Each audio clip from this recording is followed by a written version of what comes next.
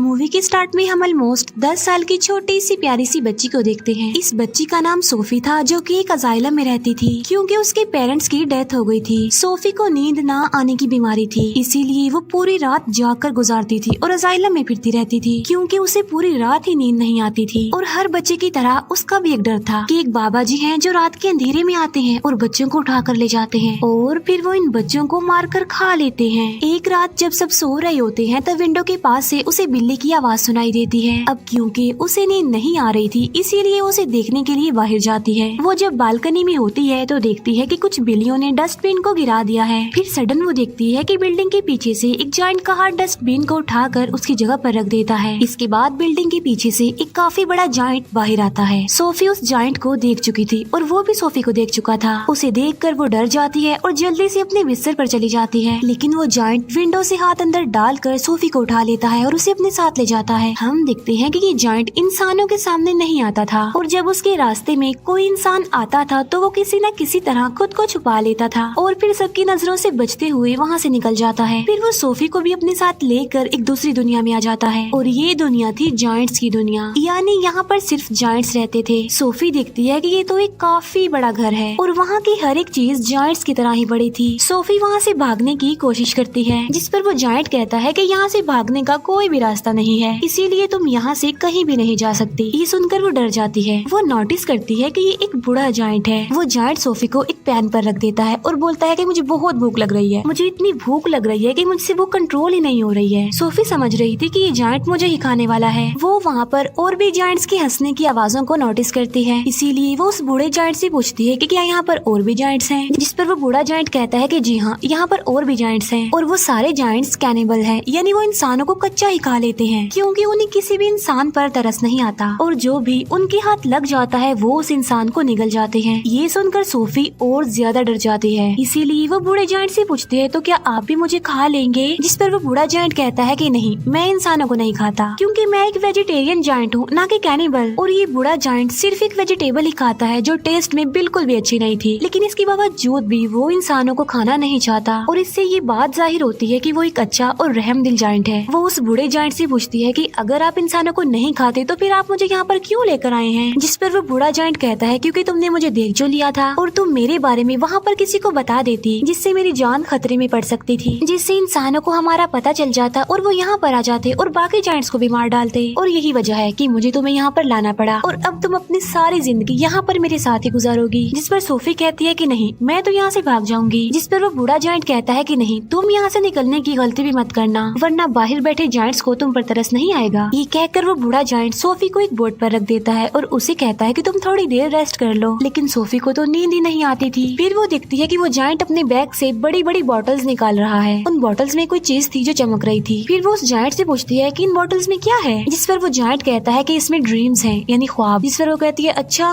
फिर तो ये मेरे किसी काम के नहीं है क्योंकि मुझे तो ड्रीम्स आते ही नहीं है और मुझे ड्रीम्स आएंगे भी कैसे क्योंकि मुझे तो नींद ही नहीं आती। फिर ये जायंट वो वाली बुक पढ़ने लगता है जो सोफी के पास थी। इस बुक में बहुत सारी कहानियाँ लिखी हुई थी। बूढ़ा जायंट उन कहानियों को पढ़ने लगता है जिस पर सोफी को नींद आ जाती है। इसके बाद वो बूढ़ा जायंट एक बॉटल लेता है और उसमें से एक ड्रीम बाहर निकालता है। इतनी ही देर में सोफी की आंख खुल जाती है और वो देखती है कि वो बूढ़ा जायंट अभी सो रहा है, इसीलिए वो मौके का फायदा उठाकर उस घर से बाहर निकल जाती है और वहाँ से भागने की कोशिश करती है, लेकिन तभी उसे एक काफी बड़ा जायंट पकड़ लेता है और ये सच में उस बूढ़े जायंट की निस्बत काफी बड़ा जायंट था। सोफी उस जायंट को कहती है कि प्लीज मुझे यहाँ से जाने दो, लेकिन वो जायंट सोफी की एक नहीं सुनता और वो उसे निगल जाता है। इसकी फौरन बाद सोफी की आंख खुल जाती है। इसका मतलब ये था कि सोफी एक ड्रीम देख रही थी। जागने के बाद वो उस बूढ़े जायंट से पूछती है कि मुझे पता है ये आपने किया है ना, क्योंकि ना तो मुझे नींद आती है और ना ही मुझे ड्रीम्स आते हैं, लेकिन आपने ये जो मुझे ड्रीम दिखाया है ये तो बहुत डरावना था। जिस पर वो जायंट कहता है कि मुझे ऐसा करना पड़ा और मैंने ऐसा इसीलिए किया है ताकि मैं तुम्हें ये बता सकूं कि बाहर तुम्हारे लिए कितना खतरा है, इसी वजह से तुम्हारे लिए बेटर होगा कि तुम यहीं पर ही रहो। बूढ़ा जायंट सोफी को समझाता है कि यहाँ पर जो जायंट्स हैं ना वो मुझसे साइज में काफी बड़े हैं और मैं तो उन जायंट्स के सामने कुछ भी नहीं हूँ क्योंकि मैं छोटा सा जायंट हूँ और बूढ़ा भी हूँ। अभी वो लोग बातें कर ही रही थी कि तभी वहाँ पर एक काफी बड़ा जायंट अंदर आ जाता है और वाकई ही ये उस बूढ़े जायंट की निस्बत काफी काफी बड़ा था। वो जायंट आते ही बूढ़े जायंट से पूछता है कि बताओ तुम किससे बात कर रहे थे बोने। अब यहाँ पर सारे जायंट्स बूढ़े जायंट को बोना कहते थे क्योंकि वो साइज में सबसे ही छोटा था। बूढ़ा जायंट जवाब देता है कि नहीं तो मैं तो किसी से बात नहीं कर रहा था। इसी दौरान सोफी भी कहीं पर छुप जाती है। इस बड़े जायंट के हाथ पर चोट लगी थी, इसीलिए वो पट्टी करवाने के लिए बूढ़े जायंट के पास आया था। अब क्योंकि वो जायंट कैनिबल था, इसी वजह से उसे उस घर में से इंसान की खुशबू आती है, इसीलिए वो वहाँ पर पड़ी हर एक चीज को देखने लगता है। तभी सोफी उस सब्जी के अंदर चली जाती है जो वो बूढ़ा जायंट खाता था, और जब वो जायंट उस सब्जी को स्मेल करता है तो उसे उसमें से इंसान की खुशबू आती है। आज से पहले इस जायंट ने कभी भी ये सब्जी नहीं खाई थी, लेकिन आज उसे इस वेजिटेबल में से अच्छी खुशबू आ रही थी, इंसान की खुशबू आ रही थी, क्योंकि उसमें सोफी जो थी, इसीलिए वो जायंट उसे खाने लगता है। ये देखकर वो बूढ़ा जायंट कहता है कि रुको, तुम ये नहीं खा सकते, क्या तुम भूल गए हो कि तुम वेजिटेबल्स नहीं खाते। जिस पर वो जायंट कहता है कि हाँ, मैं ये बात कैसे भूल गया कि मैं तो सब्जियां खाता ही नहीं हूँ। इसीलिए वो सब्जी को फेंक देता है और सोफी की जान बच जाती है। इसके बाद वो जायंट वहाँ से चला जाता है। फिर उस बूढ़े जायंट को कहीं पर जाना था और सोफी उससे पूछती है कि आप कहाँ पर जा रहे हैं। जिस पर वो बूढ़ा जायंट कहता है कि मैं किसी जरूरी काम से जा रहा हूँ। वो पूछती है कि कौन सा जरूरी काम, लेकिन वो उसे कुछ भी नहीं बताता। फिर वो सोफी के काफी फोर्स करने पर उसे बता ही देता है कि मैं ड्रीम्स को पकड़ने जा रहा हूँ। फिर सोफी उसे काफी कहती है कि मुझे भी अपने साथ लेकर जाइए, लेकिन वो उसे अपने साथ नहीं ले जाना चाहता था, क्योंकि बाहर जो जायंट सो रहे थे, अगर वो जाग गए, उन्होंने सोफी को देख लिया तो बहुत बुरा होगा। इसी वजह से वो किसी भी किस्म का रिस्क नहीं लेना चाहता था, लेकिन सोफी उसे काफी इंसिस्ट करती है, इसीलिए वो उसे अपने साथ ले जाने के लिए एग्री हो जाता है। जब वो बाहर आते हैं तो देखते हैं कि वो सारे जायंट्स गहरी नींद सो रहे हैं, इसीलिए ये दोनों उनके बीच से ही गुजरना चाहते थे, लेकिन इतनी ही देर में उन सारे जायंट्स की आंख खुल जाती है और वो बूढ़े जायंट को परेशान करने लग जाते हैं कि बोने तुम कहाँ पर जा रहे हो। जिस पर वो कहता है कि मैं तो अपने काम पर जा रहा हूँ। जिस पर वो जायंट्स कहते हैं कि हम नहीं चाहते कि तुम यहाँ से निकल कर बाहर जाओ, इंसानों की दुनिया में जाओ, क्योंकि अगर इंसानों को हमारे बारे में पता चल गया तो हमारी जान खतरे में पड़ जाएगी। वो सारे जायंट्स बूढ़े जायंट को बहुत ज्यादा तंग करते हैं और तभी मौके का फायदा उठाकर सोफी एक गाड़ी में छुप जाती है। लेकिन तभी बूढ़ा जायंट आसमान की तरफ इशारा करके कहता है कि वो देखो। सब देखते हैं कि आसमान पर बादल बने हैं और बारिश होने वाली है। असल में उन सारे जायंट्स को पानी से डर लगता था क्योंकि उन्हें वाटर फोबिया था, और तभी वहाँ पर बारिश होने लगती है और वो सारे जायंट्स जाकर छुप जाते हैं। तब मौके का फायदा उठाकर वो दोनों यानी बूढ़ा जायंट और सोफी वहाँ से चले जाते हैं। वो लोग माउंटेन्स पर चढ़ने लगते हैं। चलते चलते वो बादलों से भी काफी आगे निकल जाते हैं। सोफी कहती है कि यहाँ से तो देखने में ये स्टार्स बहुत ही प्यारे लग रहे हैं। बूढ़ा जायंट कहता है कि मैं तो इनका म्यूजिक भी सुन सकता हूँ। वो बताता है कि मैं इवन दुनिया की हर चीज की आवाज ही सुन सकता हूँ। मैं चींटियों की आवाज सुन सकता हूँ, कीड़े मकोड़ों की आवाज सुन सकता हूँ, इवन मैं ट्रीज की कहानियाँ भी सुन सकता हूँ। मेरे कान इतने तेज हैं कि दुनिया की हर आवाज को ही सुन सकते हैं। ये सुनकर सोफी कहती है कि मुझे तो यकीन नहीं आ रहा आपकी बातों पर। बूढ़ा जायंट कहता है कि यही सच है बेटा, तुम्हें मानना होगा। इसके बाद वो लोग एक लेक के पास पहुँच जाते हैं, जिसके पास एक काफी बड़ा और खूबसूरत ट्री था। बूढ़ा जायंट पानी में कूद जाता है और उनके साथ सोफी भी कूद जाती है। दोनों फिर लेक के दूसरे किनारे पर पहुँच जाते हैं और ये होती है ड्रीम्स की दुनिया, क्योंकि ड्रीम्स उस ट्री से यहाँ पर कतरों की तरह गिरते हैं और बूढ़ा जायंट इन्हें पकड़ने के लिए ही यहाँ पर आता है। फिर वो दोनों मिलकर बहुत सारे ड्रीम्स पकड़ लेते हैं। इन ख्वाबों में अच्छे और बुरे दोनों ड्रीम्स ही थे। इन ड्रीम्स को पकड़कर फिर ये लोग वापस जाने लगते हैं। ये दोनों अब एक दूसरे के काफी अच्छे फ्रेंड बन गए थे और एक दूसरे के साथ काफी खुश थे।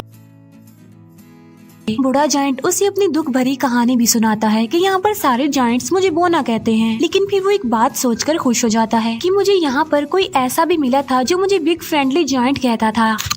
ये सुनकर सोफी कहती है तो आज से मैं भी आपको बिग फ्रेंडली जायंट यानी BFG ही कहूंगी। ड्रीम्स पकड़ने के बाद ये लोग सिटी में घूमते फिरते हैं, जहाँ पर बच्चे अपने अपने घरों में सो रहे होते हैं और बिग फ्रेंडली जायंट यानी BFG उन्हें नींद में बहुत अच्छे अच्छे ड्रीम्स देता है ताकि लोगों को उनके ड्रीम्स में खुशियाँ मिल सके। यहाँ पर हम ये जान पाते हैं कि BFG एक बहुत ही अच्छे दिल का जायंट है जो ड्रीम्स की दुनिया से ड्रीम्स ला कर लोगों को देता है ताकि सोते हुए ही सही ये उन लोगों की जिंदगियों में खुशियाँ तो ला सके। सोफी पूछती है कि ड्रीम्स के बारे में आपको क्या आपके पेरेंट्स ने बताया था, जिस पर वो जायंट यानी BFG कहता है कि जायंट्स के पेरेंट्स नहीं होते। फिर वो BFG से उसकी एज पूछती है कि आपकी उम्र कितनी है। BFG जवाब देता है कि जितनी उम्र इस दुनिया की है उतनी ही मेरी है, यानी जब से ये दुनिया बनी थी तब से ये जायंट्स भी बन गए थे, लेकिन ये इस दुनिया में ही इंसानों से छुप कर रहते हैं दीवारों के पीछे। फिर वो दोनों वापस जाने लगते हैं। सोफी अचानक पूछती है कि मेरा ब्लैंकेट कहाँ पर है। असल में सोफी का ब्लैंकेट जायंट्स की दुनिया में ही रह गया था और इस बात की वजह से BFG परेशान हो जाते हैं, इसीलिए वो सोफी को कहते हैं कि अब मैं तुम्हें अपने साथ नहीं ले जा सकता, क्योंकि अब तक उन जायंट्स को पता चल गया होगा कि मेरे साथ कोई इंसान भी है। और यहाँ पर BFG सोफी को एक बात बताता है कि बहुत सालों पहले मुझे एक बच्चा मिला था और वो भी इतना ही प्यारा और इनोसेंट था जितनी कि तुम हो, और तुम्हारी तरह उसने भी मुझे देख लिया था। इसी वजह से मैं उस बच्चे को भी जायंट्स की दुनिया में ले गया और उसी बच्चे ने मुझे पढ़ना सिखाया। और ये जो जैकेट तुमने पहन रखी है ये मेरे उसी मासूम छोटे से फ्रेंड की है, लेकिन इससे पहले कि मैं उस बच्चे को उसकी दुनिया में वापस लेकर आता काफी देर हो चुकी थी। और मैं बिल्कुल ये नहीं चाहता कि जो उस बच्चे के साथ हुआ है, मेरे उस दोस्त के साथ हुआ है, वो तुम्हारे साथ भी हो, क्योंकि तुम भी तो मेरी एक दोस्त ही हो ना। इसीलिए वो सोफी को वहीं पर छोड़कर वहाँ से जाने का फैसला करता है। हालांकि सोफी उन्हें काफी मना करती है यहाँ रुकने पर और उसके साथ चलने की जिद करती है, लेकिन वो जायंट इस बार उसकी बात नहीं मानता। तब BFG उसे अजाइलम में छोड़कर वहाँ से जाने लगता है। अब क्योंकि सोफी वहाँ पर रुकना नहीं चाहती थी, इसीलिए वो बालकनी से कूद जाती है, क्योंकि उसे पता था कि BFG उसे बचा लेंगे। और होता भी ऐसा है, BFG उसे बचा लेता है और इसीलिए ना चाहते हुए भी उसे सोफी की बात माननी पड़ती है। इसी वजह से वो उसे जायंट्स की दुनिया में दोबारा से ले आता है, जहाँ पर बाकी जायंट्स पहले ही उन लोगों के लिए वेट कर रहे थे, क्योंकि सारे जायंट्स जान चुके थे कि बूढ़े जायंट के पास कोई इंसान है। इसीलिए सारे जायंट्स अब जानना चाहते थे कि वो इंसान कौन है, कहाँ पर है। इसीलिए वो ब्लैंकेट की खुशबू की मदद से BFG के घर को चेक करते हैं